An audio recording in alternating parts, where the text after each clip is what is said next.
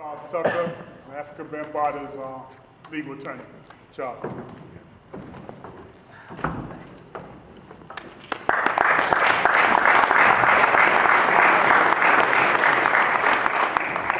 My final panelist, I don't see him at the second, but you all know Brother Tafi does Conscious Chronicles on the radio show WHCR.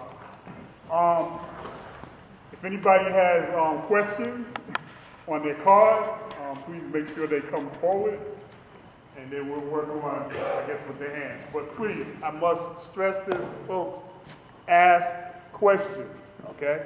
We got the panelists here. I think you could agree they pretty much know what they're talking about, so we don't need any more experts. Ask the questions, let's get that information out. And for those who don't know, you'll see these two cameras here. We are filming this panel, and we've already filmed their presentations. This is going to be broadcast live. Not live, excuse me, we're going to live stream it. But Brother Jazz, could you stand up for a second? Brother Jazz Hayden, long-time Harlem activist. He's also up there with Attica just before it jumped off. Y'all probably know Jazz from doing his filming of Cop Watch. He's going through a case right now. All Things Harlem is his baby. Okay, you can tune into it if you haven't seen it already. This will be shown on there, and we're going to blast it all over the world. So to our Zulu family all over the world, who I've been getting a lot of emails from, a lot of them saying, oh wow, I wish I could be here, you're going to see this event then. Before I turn over the questions and answers, I just wanted 3 points. I put aside my presentation tonight, particularly because y'all all know me, all right? A lot of times when you know people, you feel that you know them enough that you can question what's being said. So my tactic was to bring other people who are experts in this field. Yes, I was in the Black Panther Party. Yes, I lived this type of thing. I saw my comrades killed. I still see comrades in prison. I still know comrades that are overseas and can't come home because they're political exiles. I've seen exactly what's going on now before. I've seen it already. And when you see it, you know when it's coming. Please, be very vigilant. Don't listen to rumors. And if you don't do that, it's going to come to the point of what they just said. People are going to die if we're not careful with this. We're going to lose people because they don't care about us. We got to care for ourselves, and we got to be very vigilant about what goes on. Don't listen to the rumors. Do not, I repeat, do not go on the internet and give up your name or your information to anybody. Because, where's that book? You're going to be in the book. All right? So be careful on that internet. That's their prime tool of getting information.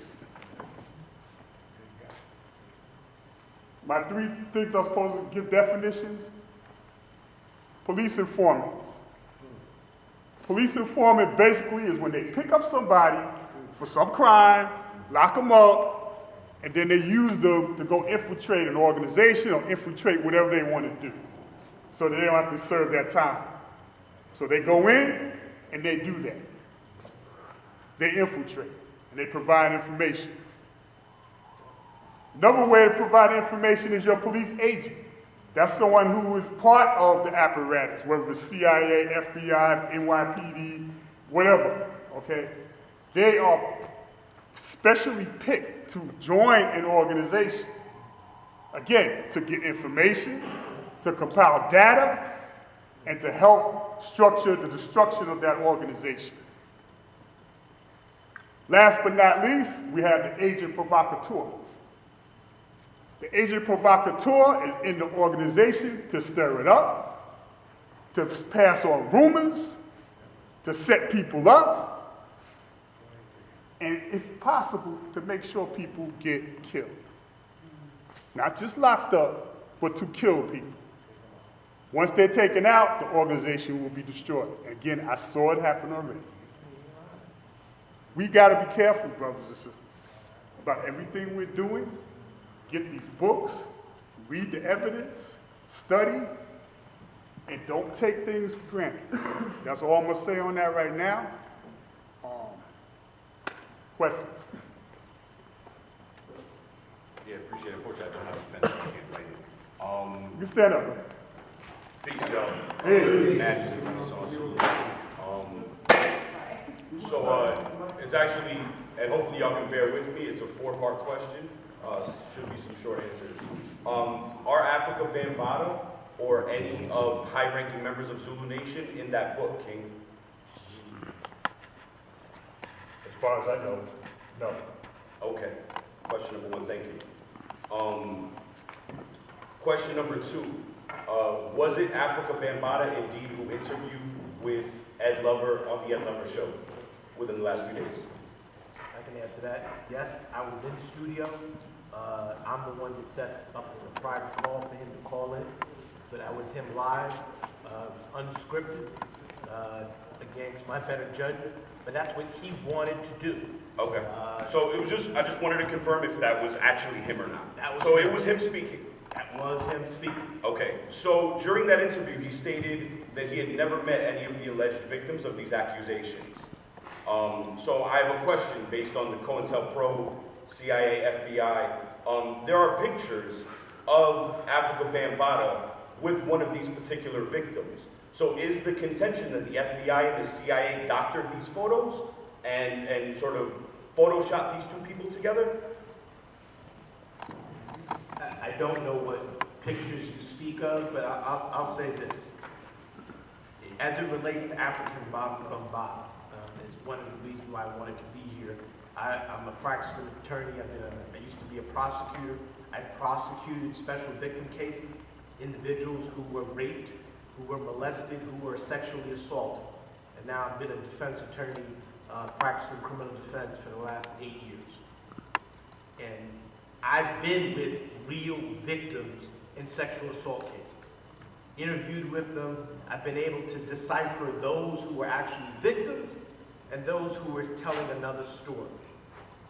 In all the times I've been prosecuting and defending against sexual assault cases, I've never seen victims or alleged victims who have put information out reenacting what happened in internet videos. I've never seen it. I've seen internet videos come out. I've never seen victims contact news sources begging to get their stories out. Normally it's the other way around. In my history, I've never seen it. And I've contacted other defense attorneys and we've been able to establish they've never seen it as well. When the allegations against Afrika Bambaattaa first broke out, I've spoken to about 40 or 50 people in the industry who know him well. Nobody was able to say, well, yeah, Mr. Tucker, kind of, sort of. No. Everybody spoke in the alternative. No, that never happened.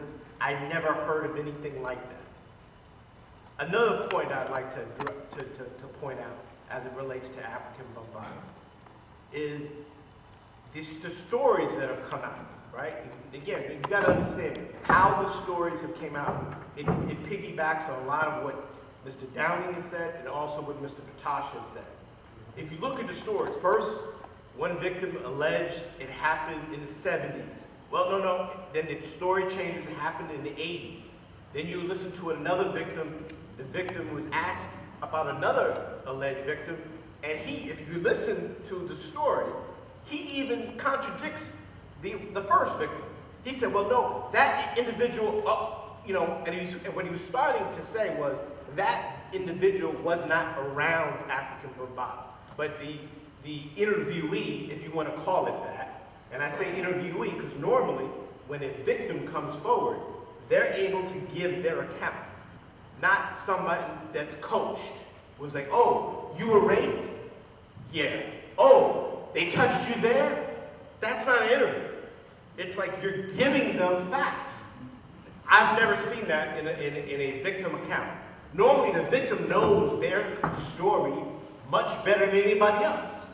I've never seen an interview, and I use that interviewee word very loosely. It's important, again, in light of the facts that these gentlemen pointed out, always consider the source. Are we talking about a news station? No. Are we talking about, if you give any news media credit for anything, you know, there are some that are still somewhat credible to this day. Daily News is not one of them. But where did the Daily News get the story from? I can't even say it's like internet radio show. It looks like the garage of I mean, are you kidding me? So in 2016, someone can come on the internet, make allegations, and automatically people are jumping in, oh, he should be castrated, he should be this. Not one case, not one criminal case, not one criminal complaint. Normally a person has to, as Mr. Downing pointed out, you need reasonable suspicion, you need probable cause, and you need a criminal complaint. Oh, wait, maybe there's a civil complaint like our friend Jello Pudding. No, there's not even that. So wait, there's not even no cases, but yet we got people convicted? He needs to step down, he needs to do this, he needs to do that. So that's what we've evolved to in 2016.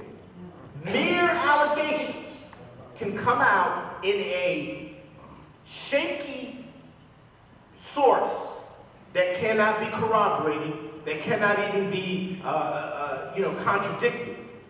He has to be forced, so you need to come on my show, otherwise I'm going to keep doing this. Oh, and to respond again to your question, several of the victims have also contacted members of the camp to say, well, what's going to be done for me? I've never seen that when I've dealt with real sexual assault victims. You may want to tell me in 2016 that's what it's come to, but I've never seen that.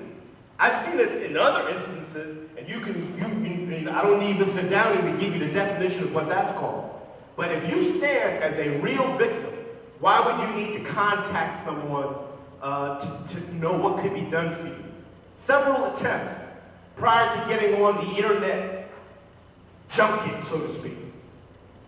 Ironically, the first victim, when do they wait to make the revelation? You can call it coinky-dink. Oh, in 2016, in an election year. Okay. Oh, and his counsel happens to be a politician. I didn't drop the mic on that. So I appreciate all the information, brother. However,